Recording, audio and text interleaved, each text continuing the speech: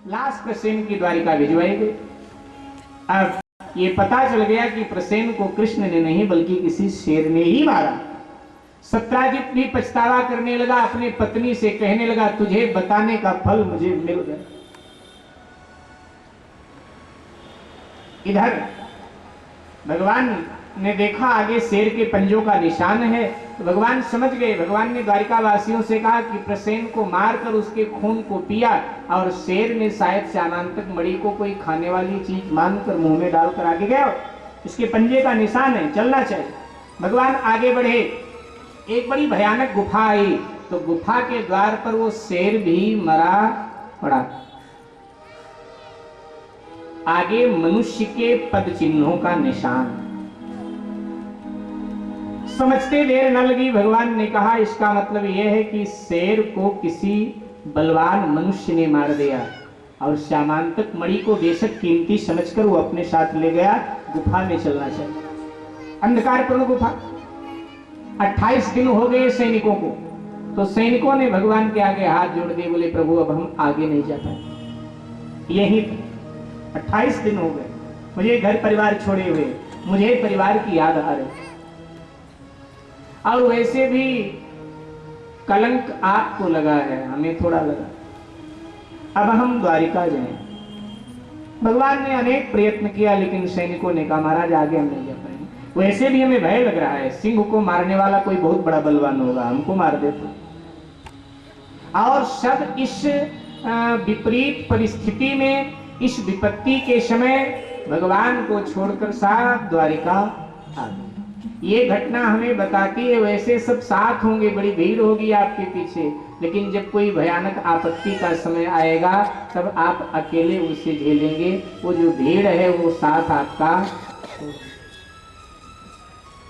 यूं तो सैकड़ों दर्दमंद मिलते हैं, लेकिन जब वक्त पड़ता है तो दरवाजे बंद मिलते हैं। जब वक्त पड़ता है तो दरवाजे बंद मिलते हैं। भगवान है, वो तो नर लीला कर रहे थे कि तुम साथ चलो। उनको किसके साथ की आवश्यकता? नर लीला कर रहे थे, दिखा रहे थे हमको आपको कि विपत्ति के समय सब साथ छोड़ जाते हैं। इसलिए प्रभु तो उनको क्या डर है। भगवान अकेले उस गुफा में प्रवेश कर गए, गुफा पार किया, एक पहाड़ी आई, पहाड़ी पर प्रभु चढ़ गए तो एक बड़ा दिव्य राज प्रासाद है, राजमहल के मुख्य द्वार से प्रवेश किया। एक नव युवती राजकुमारी सो रही है, उसके गले में मणि पड़ी। लक्ष्य तक पहुंच गए हैं प्रभु, विचार करने लगे क्या करूं, इसको जगाऊं, क्या कहूं, कैसे। इतने में राजकुमारी का पिता आ गया और अपने पुत्री के पास में राजकुमार को देखकर, भगवान को देखकर भगवान पर प्रहार करने लगा, क्रोधित युद्ध करने लगा। ये जामवंत जी महाराज का राजमहल है और ये उनकी बेटी जामवंती। ये वही जामवंत है जिनका रामचरितमानस में, रामायण में, राम कथा में आप वर्णन सुनते। तो वही जामवंत जी ब्रह्मा जी के मानस पुत्र हैं, इनकी बड़ी लंबी आयु। ब्रह्मा जी के मानस पुत्र जामवंत जी ने भगवान के 3 अवतारों का दर्शन किया है। भगवान का वामनावतार, जिस समय भगवान का वामनावतार हुआ उस समय जामवंत जी बड़े युवा थे, जवान, नौजवान। फिर भगवान के रामावतार का दर्शन और आज भगवान के कृष्णावतार का दर्शन।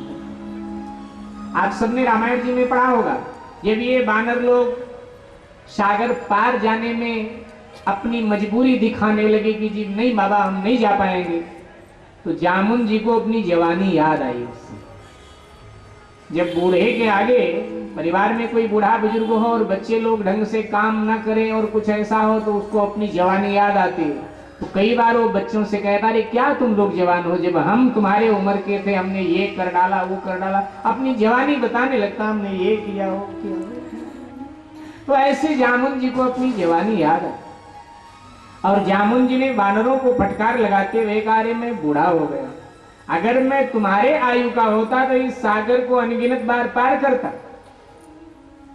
बूढ़ भयूं अब कहा ही रिछे सा और नहीं बल तन रहा प्रथम बल लेसा। तो बानरों ने पूछा, बाबा जब आप जवान थे तब आपने क्या किया, कुछ तो बताओ, एक आध संस्मरण सुनाओ।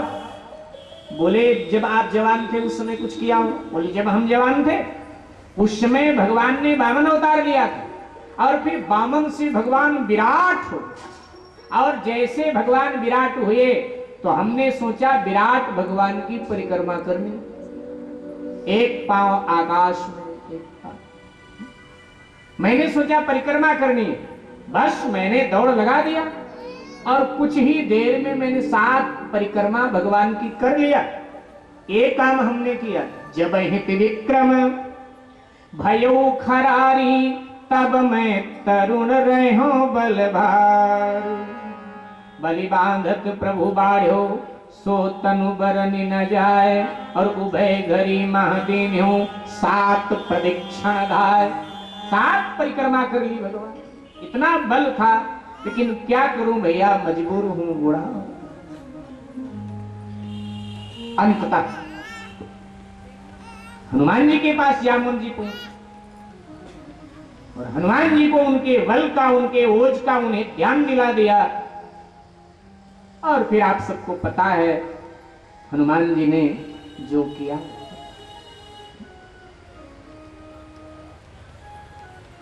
हनुमान जी तो हमेशा राम काज करीबे को आतु, कोई भी धर्म कार्य हनुमान जी की जिम्मेदारी लगा तो बेड़ा पार।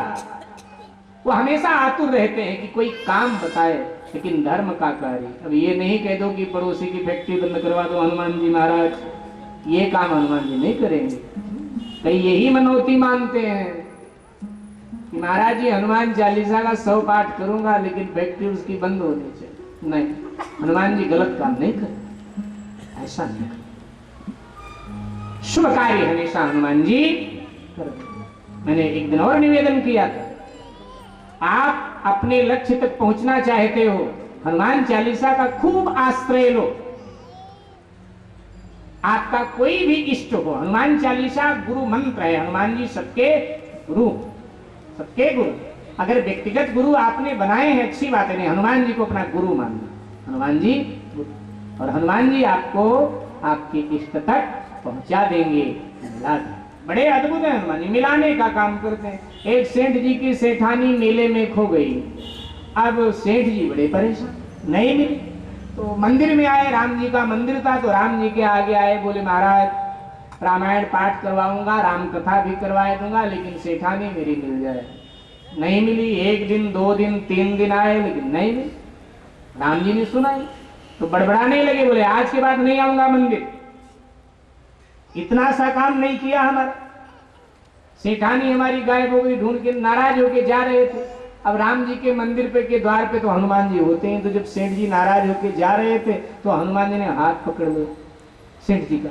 बोले भगवान से नहीं नाराज होते हैं भाई, भगवान से काहे नाराज हो रहे हैं?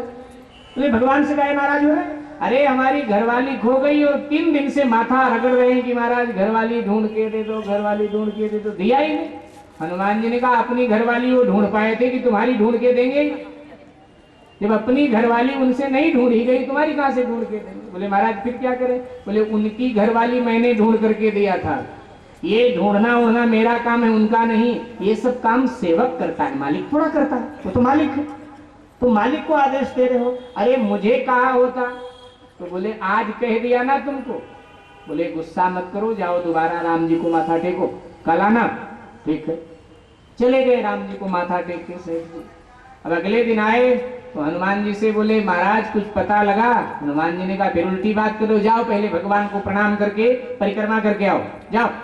गया, राम जी को प्रणाम किया, और प्रणाम करके जब मंदिर की परिक्रमा कर रहा था तो सेठानी भी कहीं घूमती फिरती ढूंढती ढूंढती आ गई थी, तो देखा मंदिर है, तो वो भी परिक्रमा कर रही थी, परिक्रमे में मिल गई। सेठ जी ने कहा तू यहाँ क्या कर रही? उसने कहा जी मैं तो मेले में गुम हो गई और एक अच्छे सज्जन मिल गए, वो लाके मुझे मंदिर के पास छोड़ गए। मैंने कहा मंदिर तक छोड़ दो, आगे मुझे पता है, तो मैंने सोचा मंदिर तक आई हूँ तो भगवान की परिक्रमा करके फिर घर जाती हूँ। हाथ पकड़े पकड़े सेठानी का बाहर आ गया। हनुमान जी ने कहा क्या? बोले महाराज मिल गई, धन्यवाद। तो हनुमान जी ने कहा बस ऐसा कुछ काम हो मुझे सौंप दिया कर, भगवान को कष्ट मत दिया कर। हनुमान जी मिलाया करते, जहां जाना चाहो हनुमान जी आपको वहां पहुंचा देंगे, आपको आपके लक्ष्य तक पहुंचा देंगे।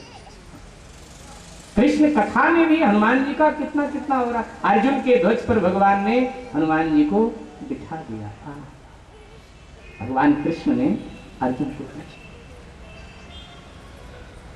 जब महाभारत युद्ध पूर्ण हो गया तो भगवान ने अर्जुन से कहा पहले तू उतर, रथ छोड़। उसने कहा काहे को? बोले पहले छोड़ तो उतर, ये बाद में पूछना। उतार दिया। भक्त को पहले खतरे से बचा देते। और अब भगवान स्वयं उतर गए। फिर हनुमान जी को आदेश किया हटो, और जैसे हनुमान जी हटे तो अर्जुन के रथ का पता है क्या हुआ? जल करके रथ भस्म। कितनी आहें रथ को लगी थी, इतनी स्त्रियां विधवा हुई, आह तो लगी, रथ तो भस्म होना ही था। तो हनुमान जी ना होते, कृष्ण ना होते, अर्जुन ही भस्म हो जाता। लेकिन वो भस्म होने भगवान बचाए, अच्छा रथ भस्म। तो हनुमान जी लक्ष्य तक पहुंचाया करते हैं। आइए अपने विषय पे वापस आते हैं। तो ये जामुन जी ने भगवान के 3 अवतारों का दर्शन किया। बड़ा बल है जामुन जी। अब आप कहेंगे 3 अवतारों का दर्शन किया और उद्धार नहीं। अब उद्धार हो जाएगा जामुन जी का। जामुन जी में एक सूक्ष्म कमी थी, एक सूक्ष्म कमी, और थोड़ी सी भी कमी मुक्ति में बाधक बन जाए। कमी तो रोक लेती है दुआ रोशन जमीरों की, अगर कुछ चाहता तो फिर कर खिदमत फकीरों की। जरा सी भी कमी है तो फिर गड़बड़। कमी क्या थी? जामुन जी को अपने बल का थोड़ा सा अहंकार था। जामुन जी अपने आप को कितनी बार बूढ़ा कहें, कोई ऐतराज नहीं, लेकिन कोई दूसरा जामुन जी को बूढ़ा कह देता था तो बिना मारे उसे छोड़ते नहीं। लंका के रणांगण में जब मेघनाद ने सबको नाग पास में बांध दिया, हनुमान जी गरुड़ के पास गए थे, मेघनाद सबको बांध कर जा रहा था। जामुन जी ने कहा अभी मैं बचा हुआ हूं, जा कहां रहा है, रास्ता रोक ले। तो मेघनाद ने कहा मैंने तो तुझे बूढ़ा जानकर छोड़ा था और तू मेरा रास्ता रोक रहा है। और ये कह करके मेघनाद ने जामुन जी पर त्रिशूल चला दिया।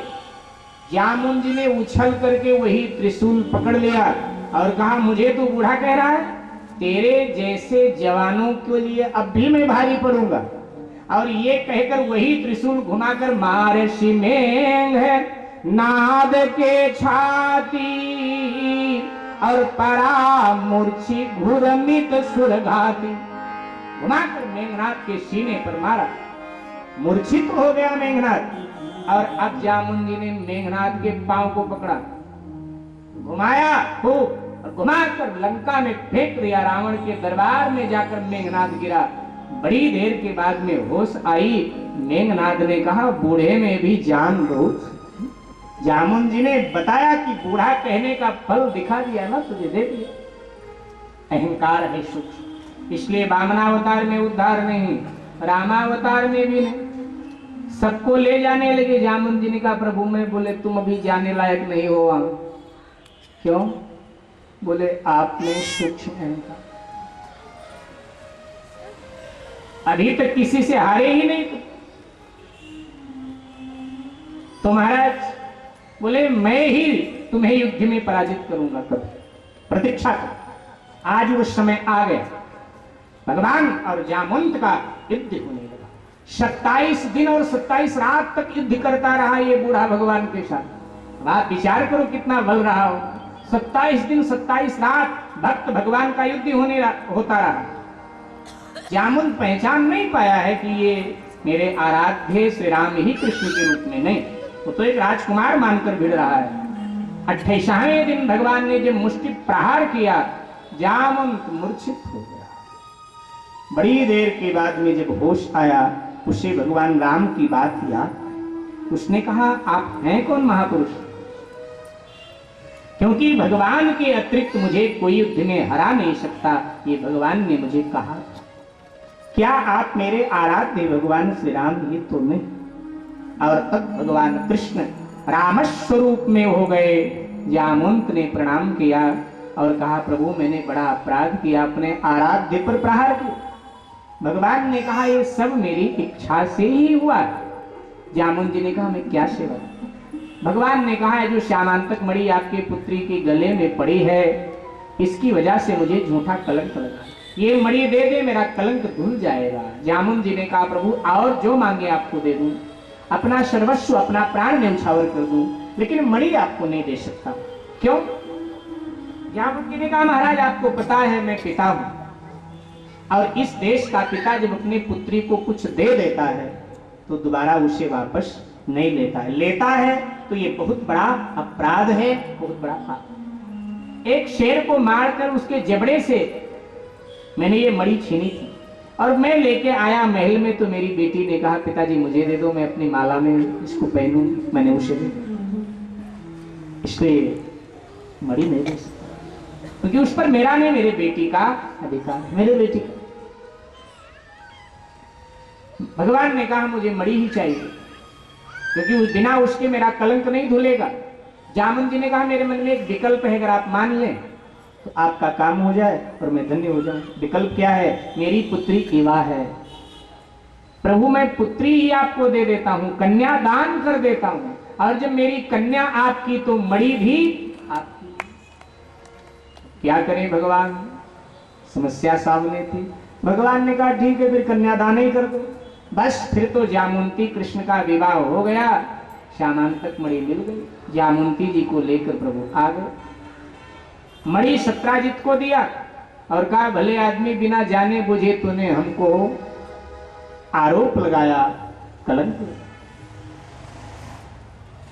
सत्राजित बड़ा दुखी हुआ, पत्नी को भला बुरा कहने लगा कि तेरे कारण मुझे आज नीचा देखना, जिनके राज्य में उन्हीं से वह। सत्राजित के अपने लोगों ने कहा अब तू इस बैर को पुनः मित्रता में बदल दे। वो कैसे? सबने कहा तेरी बेटी सत्यभामा सभी प्रकार से भगवान कृष्ण के योग्य है, सत्यभामा तू कृष्ण को दे दे, बात खत्म।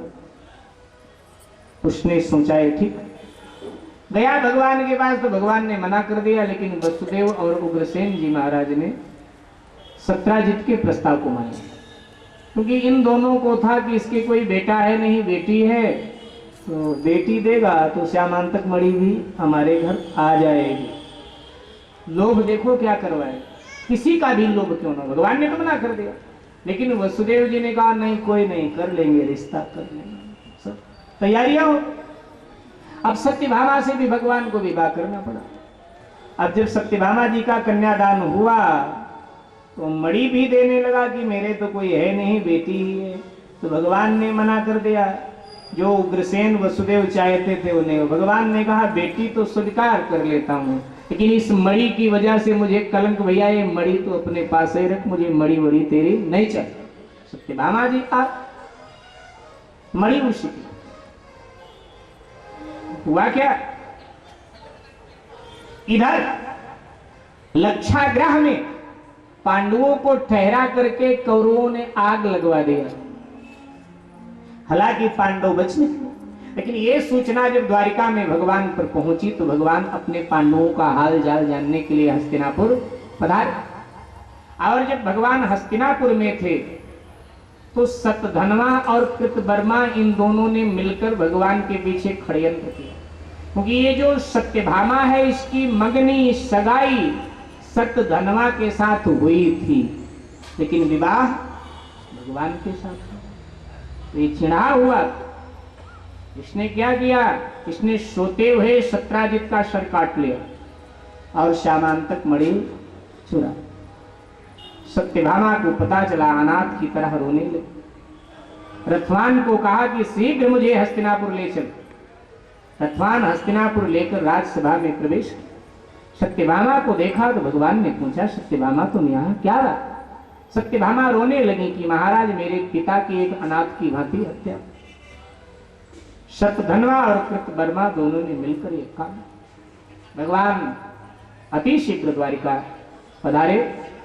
सतधनवा और कृतवर्मा दोनों राक्ष मणि अक्रूर जी को दे।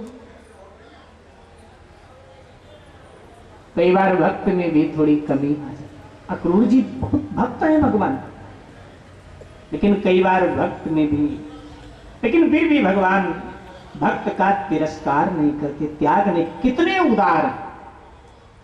अक्रूर जी भी सम्मिलित हो गए, लोभ आ गया श्यामांतक मणि का। अक्रूर जी ने कहा